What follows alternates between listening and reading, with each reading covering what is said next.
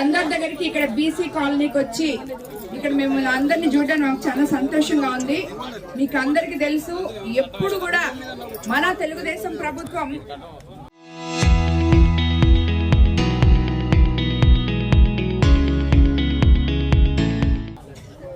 బీసీల ప్రభుత్వం అని చెప్పి మీకు అందరికీ తెలుసు. బీసీలకి ఎప్పుడు కూడా మన ప్రభుత్వం పెద్దపీట వేస్తుంది. అలాగే అన్నగారు బీసీలకు రాజకీయ గుర్తింపు తెస్తే చంద్రబాబు నాయుడు గారు బీసీలకి ఆర్థిక సాధికారత తీసుకొచ్చారు. మీకు అందరికీ ఇప్పుడు ఇక్కడ ఉండే చాలా మంది 3/4 మంది పొదుపులో ఉండారని అనుకుంటా. నేను అందరు ఉన్నారు. ఆ పొదుపుల వల్ల మీరు ఎన్నో ఏమి ఇబ్బందులు వచ్చినా ఆ పొదుపు ఉంది అనే ఒక ధైర్యం మనకు అందరికి ఇది ఉంది. మనకు అర్జెంట్ గా లోన్ కావాలంటే మనం పొదుపులో ఉన్నాం అని చెప్పి ఇలాంటి పొదుపు అనేది మన మహిళల కోసం ప్రవేశపెట్టిందే మన ముఖ్యమంత్రి చంద్రబాబు నాయుడు గారు. మీకు అందరికి తెలుసు కూడా, అది నేను ప్రత్యేకంగా చెప్పబడలేదని కూడా మీకు తెలుసు. అంటే ఇప్పుడు స్థానిక ఎన్నికల్లో ఎన్టీఆర్ గారు 24% బీసీలకి రిజర్వేషన్ ఇస్తే ఇప్పుడు 34కి పెంచారు బీసీలకి.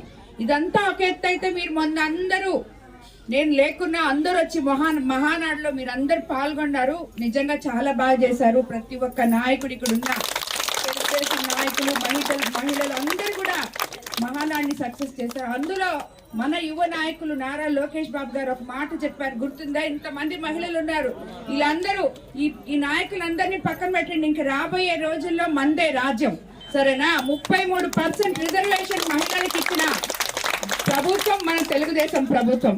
ఈ రోజు రేపు రాబోయేటప్పుడు మీకు పంచాయతీ సర్పంచ్లు అయితేనేమి, వార్డు మెంబర్లు అయితేనేమి, ఎంపీటీసీలు అయితేనేమి, ఇలాంటివన్నీ స్థానిక సంస్థల్లో కూడా మనకి పైన 33% వచ్చినా రాకపోయినా ముందుగా మన ముఖ్యమంత్రి చంద్రబాబు నాయుడు గారు, నారా లోకేష్ బాబు గారు మన మహిళల కోసం, మన ఆంధ్రప్రదేశ్ కోసం 33% రిజర్వేషన్ ఇచ్చారు. కాబట్టి మీరు అందరు రెడీగా ఉండండి. మీ మహిళలు ఎట్లా చేస్తారో చూపిస్తామని చెప్పాలి, సరేనా?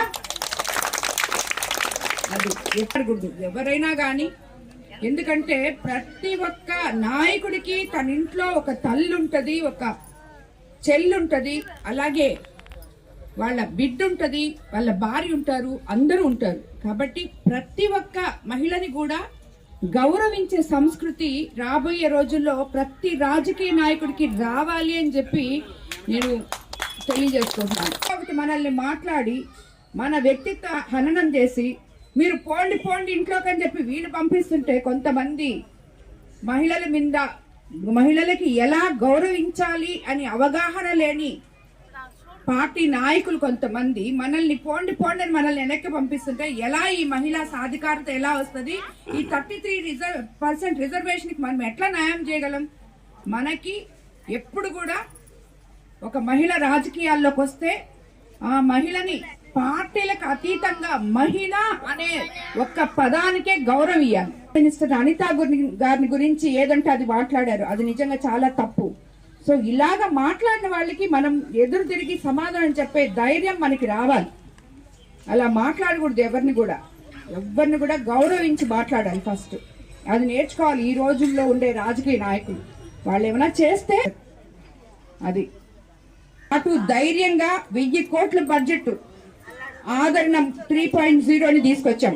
బీసీలను కూలీలుగా కాదు వ్యాపారవేత్తలుగా చూడాలనేదే మన ముఖ్యమంత్రి చంద్రబాబు నాయుడు గారు ఒక ఆలోచన అని చెప్పి మీరు అందరూ గుర్తుపెట్టుకోవాలి. అలాగే ఈరోజు కల్లు గీత కార్మికులు, కమ్మరులు, వడ్రంగులు, ఒడ్డెర్లు, గొర్రెల కాపర్లు, నాయ బ్రాహ్మణులు, రజకులు, చేనేత కార్మికులు, అలాగే టైలర్లు, ఎలక్ట్రీషియన్లు, ఇలా అన్ని వృత్తుల వాళ్ళకి మనము పనిముట్లు ఇస్తున్నాం, శిక్షణ ఇస్తున్నాం.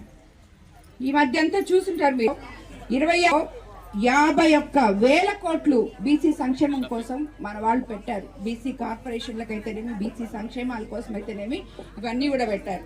మత్స్యకారుల సంక్షేమం కోసం ఈ 2 ఏళ్లలో 505 కోట్లు ఇవ్వడం జరిగింది.